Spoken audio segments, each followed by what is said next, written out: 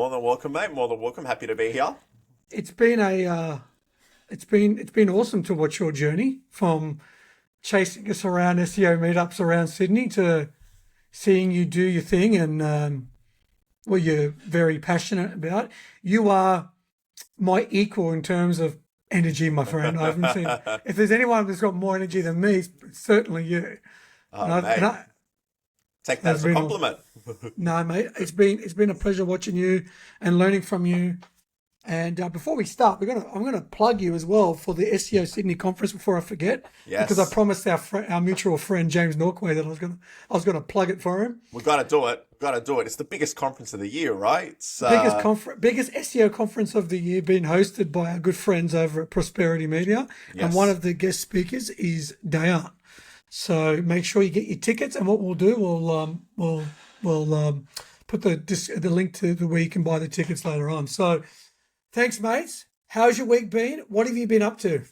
Oh, mate. Just another eventful week in SEO, right? The way I like to see it is every day is another day in SEO paradise. So our week's been very technical, I guess this week you can say.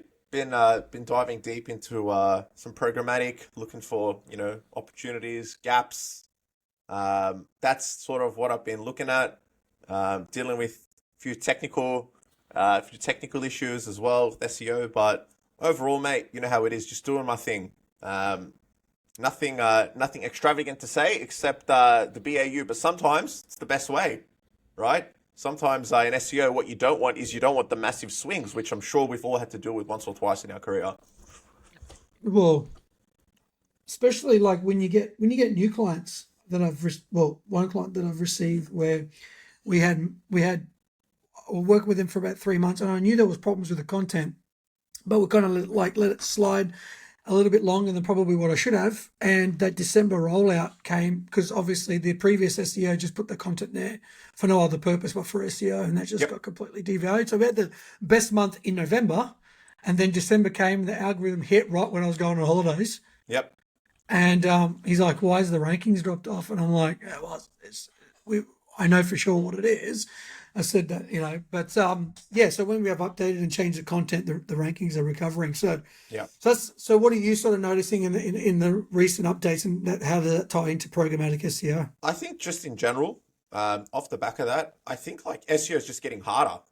It's I, getting I much I harder. think I think like gone are the days where exactly as you said, you can slap up a couple of landing pages for keywords that maybe the business didn't have, and pop up you go to the first page, maybe to position 9 and 10, and add a few links, and up they go to 7 and 8. It is getting very tough, and it's not just because the market's bigger, there's a lot more people doing it, and of course SEO being a zero sum game that it is. It's just there's a Mm. lot of SERP features going in, right? Hmm. The real estate that we once had, maintaining the same positions is no longer sustainable, because maintain the same position and what you'll see is a gradual decline in clicks over time. So I think just as a whole, SEO is getting more challenging. Um, to the contrary, though, I think like I've been playing with quite a bit with like large language models and optimizations. I think there's an opportunity there, for people that can crack it. But definitely from what I've seen, the people that are already performing well in organic, it's a huge crossover with the people that are performing well in large language models. Just on the basis of, they already have these large established link profiles, they're already authorities built up maybe over, several years, potentially decades. Um, and I think, yeah, I think it's probably a good base. I think it's just getting more difficult. I think like, a lot of clients recently have come to me as quite a few people have, or their current providers have just said, look, we've tried everything and we can't get growth. I've noticed that first time in my career. Quite a lot of people are just being transparent about it, saying, we've done everything we can, but we just can't seem to move the needle.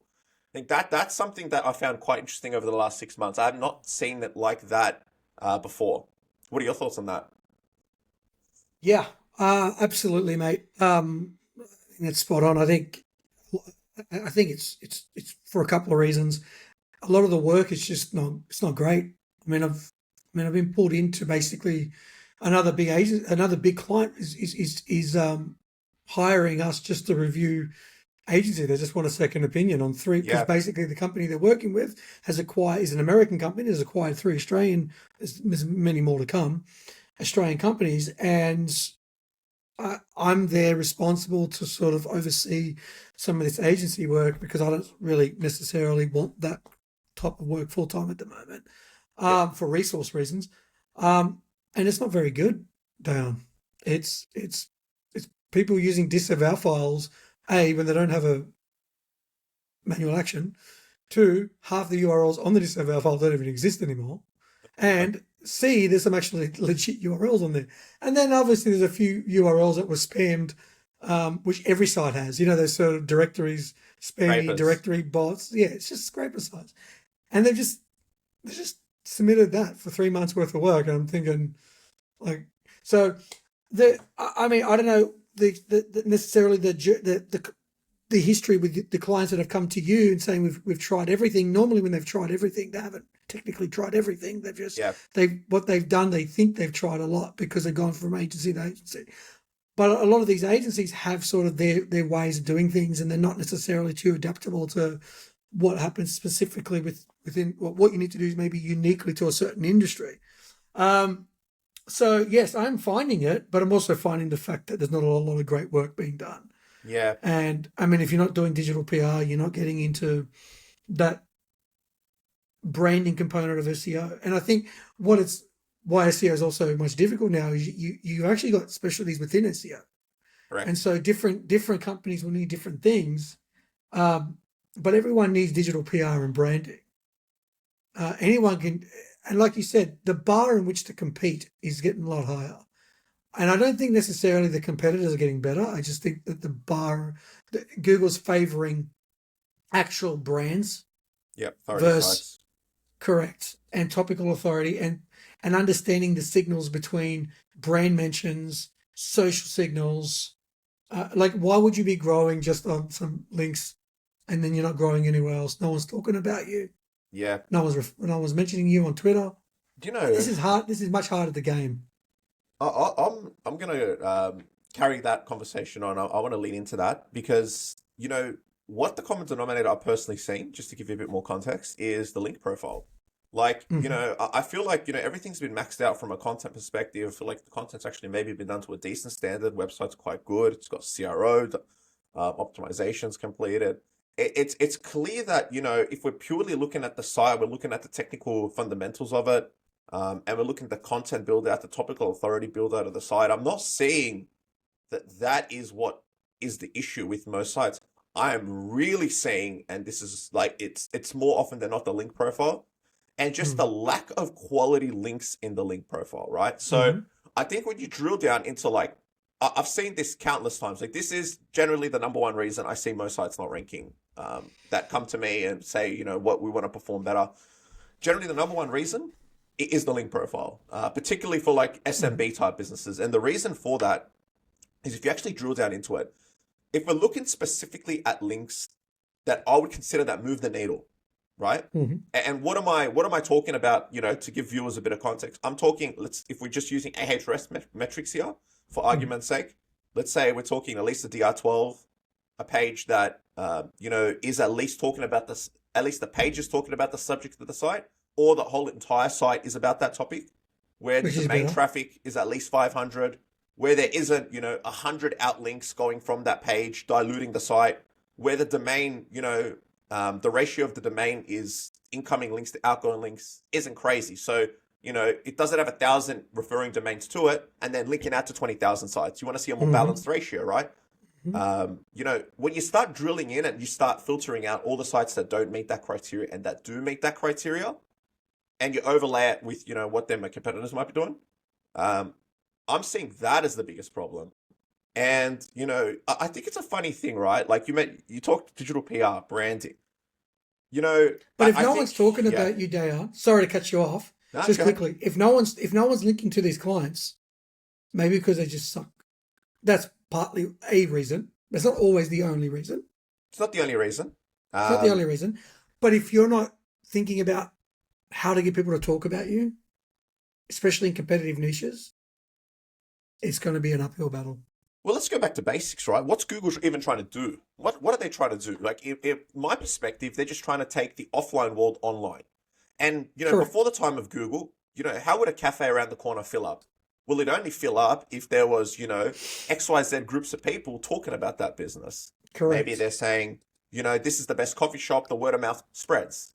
I think Yeah. all Google have tried to do with like, this sort of link-based algorithmic model is just take that model and shift it online. If there's enough sites talking about you, right? Mm. Chances are you're probably a quality business. Chances are you're probably legit, particularly if it's coming from different sources. But Mm. just like the real world, people's opinions on that subject matter going to hold more weight, right? Mm. Maybe if you go to our, friend James Lorca and ask him who a good SEO is, it's going to maybe carry more weight than per se somebody that maybe isn't in the industry, somebody that maybe hasn't got experience with it. So Yeah. that's a good way of looking at a link with authority and how much value it can hold. I think you're right. Like, if you look at some businesses, maybe they just haven't gone out of the way to create any link-worthy content. Maybe they haven't, maybe they do have something link-worthy, but maybe they just haven't done any outreach campaigns or got it in front of the right people. I Um, mean, other, yeah, the Larson model of 10 years, man. Like we did. I think we had the best technical SEO in 2017, 2018. But that's not. That's I always look at technical SEO as the shell of the Ferrari, right? That you need it. It needs yeah, to be there. Um, and obviously, I always see technical SEO as sort of increasing the chances of improving your discoverability and visibility. With Larson, mate, if we didn't get those sorts of links, okay, so we had a strategy to get, I can talk about Larson because I don't have an NDA, but you can get the links from the magazines, the bridles. That was a strategy.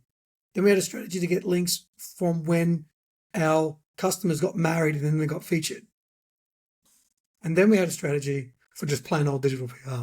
And when I look back on that campaign, to get obviously the site was pretty technically sound anyway. But back then the brand signals of sort of going to Google, necessarily typing in Larson Jewelry engagement rings wasn't as important as it is now. Because even when we ranked first, we didn't always have the most clicks. Because the girls still wanted to see what Tiffany had to offer. So even the sweat and the tears to get first for engagement rings and wedding rings, and then even though Google wasn't tagging on the branding component, the girls still wanted to see what does Tiffany have to offer? What does Blue Nile have to offer? What does Prouds have to offer? And so I always felt like, okay, rank brain is certainly a thing, but we kept it stable, and I don't always feel like we had most clicks, even though we were first, because yep, people only knew of us on the search results. yep. I think intent plays a part there. I think like, for an industry like that, definitely, there's industries or there's players maybe that you see in the brick and mortar stores that maybe people are more familiar Mm. with. Again, word of mouth. Yeah. You'll see jewelries at, the local, large shopping mall, Westfield, etc. You'll see Yeah.